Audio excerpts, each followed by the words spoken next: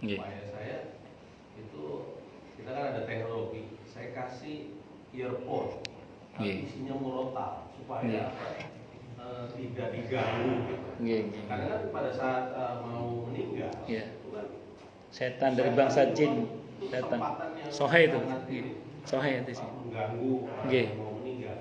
Sohe. Nah, itu bagaimana Ustaz dengan upaya saya memberikan earphone dengan murotal yang disajikan itu?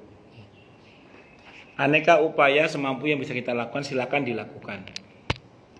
Kejadian pada ibundanya jamaah saya juga saat COVID itu Pak kejadiannya. Pas ibunya mengalami sakaratul maut, video call minta tolong untuk ke dokter atau suster agar membantu menalkin ibunya. Ternyata qadarullah hari itu yang tugasnya dokternya non muslim. Susternya non muslim juga itu. Enggak, saya cuma cerita aja. Akhirnya pakai video call itu enggak tahu sebisa-bisanya ditalkin. Jadi menurut saya itu bagian dari upaya maksimal yang bisa Bapak lakukan. Tapi yang harus kita ingat untuk kita sendiri ini, pelajaran untuk kita sendiri ini. Kita ini kalau kita bicara persiapan menghadapi kematian kan harus persiapan untuk menghadapi seburuk-buruknya keadaan. Jadi jangan bayangkan nanti kalau kita pas mati itu ada yang nalkin kita. Bayangkan kita mati dalam kesendirian kita, tidak ada siapa-siapa kecuali Allah dan kita saja. Maka jangan mengandalkan orang lain untuk menalkin diri kita, tapi andalkanlah Allah untuk menalkin kita, agar walaupun kita sendirian, kita bisa tetap mengakhiri ucapan kita di dunia dengan ucapan La ilaha illallah. Maka ringankan lisan dan hati dari sekarang untuk mengucap La ilaha illallah, sambil terus bermohon pada Allah agar Allah menalkin kita terus, sehingga kemudian kita ini selalu tidak pernah lepas dari La ilaha illallah. Itu untuk nasihat untuk kitanya itu. Kalau yang jenengan lakukan tadi itu upaya maksimal yang bisa jenengan lakukan. Boten napa-napa insyaallah. Monggo Pak Dokter.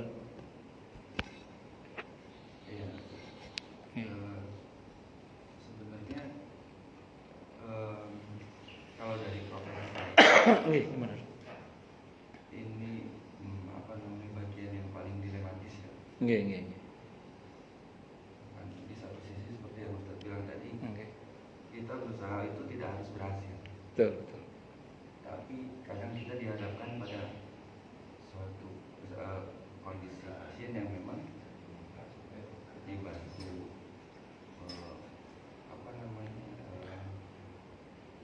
kesempatannya sangat tipis, tapi tidak dibantu, rasanya akan menyakiti keluarga pasien. Ada satu kondisi misalnya pasiennya memang kondisinya sudah berat, tapi pada saat kita sarankan untuk pengobatan, kadang seperti yang saya bilang tadi, rezeki manusia itu tidak akan putus. Iya, sampai jatahnya betul habis jatahnya. Nah itu kadang-kadang membuat saya merasa bersalah. Pernah suatu kondisi saya pernah menolong guru saya sendiri yang dalam kondisi tidak sadar dan memang kondisinya sudah, kalau dinyatakan oleh guru-guru saya itu sudah tapi saya itu sampai sekarang sebenarnya mengantui sebenarnya. Kondisinya sudah tidak sadar sudah 2 hari, tapi tidak ada makanan yang masuk atau infus yang masuk lagi. Waktu itu saya berpikir, dan waktu itu saya dengan teman saya, kondisi pasien sudah, guru saya itu sudah di rumah, guru SMA sudah di rumah 2 hari, infus tidak ada, apa masukan untuk dia pun tidak ada. Saya coba pasang selang, dan saya diskusi sama teman saya juga dokter waktu itu, sama-sama muridnya beliau juga. Pasang selang itu, kita nggak ajalnya sampai kapan, kita masukkan makanan lewat selang itu. Oh iya, ya, kamu pasang, saya cek. Karena masang selang itu satu mau ngecek di perut, satu orang memasang. Saya pasang masukin selang ke dalam perut, teman saya mengecek, udah masuk, oke. Sudah masuk, saya pasang pengikatnya supaya selang itu tidak goyang. Tiba-tiba keluar darah dari dalam selang itu. Subhanallah. Keluar darah dari dalam selang itu, agak shock saya waktu itu, Ustaz. Qadarullah-nya, Ustaz. 2 menit setelah itu meninggal, Ustaz. Sebenarnya masih kadang-kadang masih, kalau saya ketemu sama teman saya itu, apa yang waktu itu kita kerjakan itu salah ya? Bagaimana? Jadi dokter sudah berijtihad sesuai dengan ilmu dokter kan? Karena kami berpikir ini 2 hari di rumah, Iya. dengan kondisi tidak sadar, Iya. tidak ada darah yang masuk, Iya. masih bernyawa loh. Ya, makanya dokter sudah berijtihad sesuai dengan ilmu dokter. Adapun kemudian mohon maaf, ijtihad dokter misalnya gagal atau anggaplah salah gitu ya. Berlaku ketentuan dalam hadis Nabi itu kan. Kalau berijtihad benar pahalanya 2, salah pahalanya 1. Ya, jadi akan berbeda halnya kalau dari awal dokter bertindak ceroboh tidak berdasarkan ilmu yang dokter ketahui misalnya. Atau akan berbeda kalau misalnya dokter dengan sengaja bertindak yang tidak benar misalnya. Itu beda bab nanti atau malpraktek apa namanya. Tapi kalau dokter sudah berusaha, ini ilmu yang saya ketahui, ini yang bisa saya lakukan, kok kemudian berhasil alhamdulillah, kalau enggak ya sudah qadarullah masyafa'al.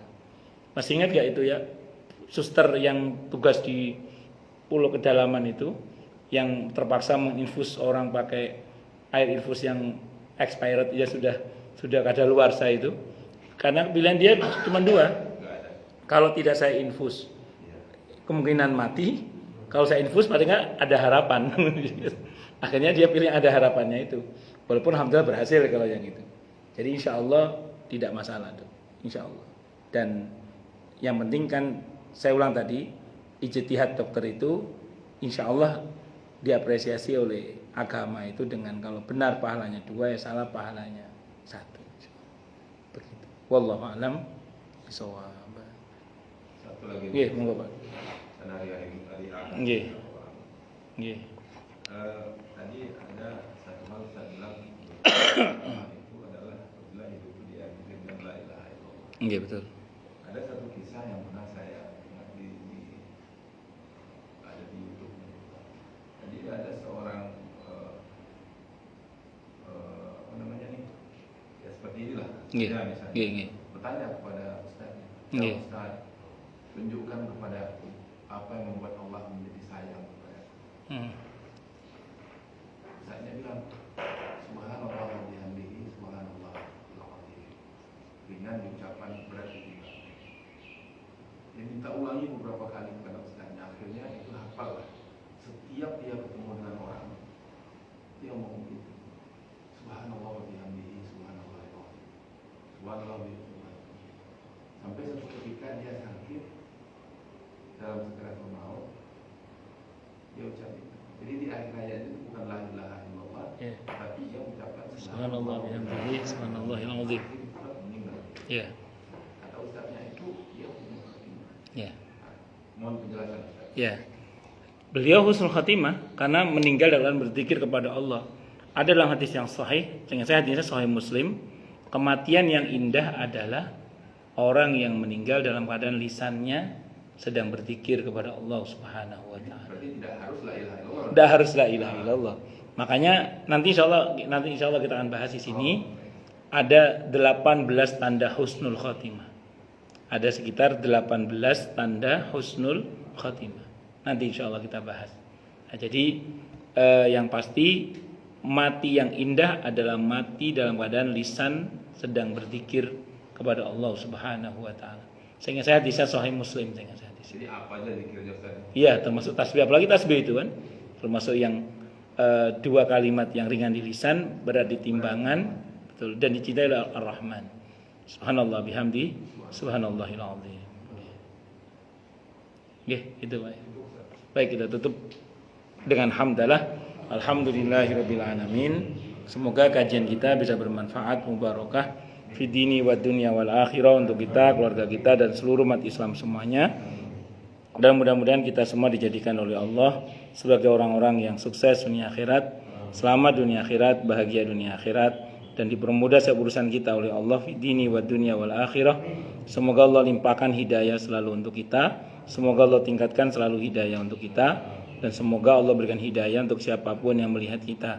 Subhanakallahumma bihamdika asyhadu an la ilaha illa anta astaghfiruka wa atubu ilaik. Sallallahu alaihi Muhammad wa ala alihi wasallam. Saya mohon maaf. Wassalamualaikum warahmatullahi wabarakatuh.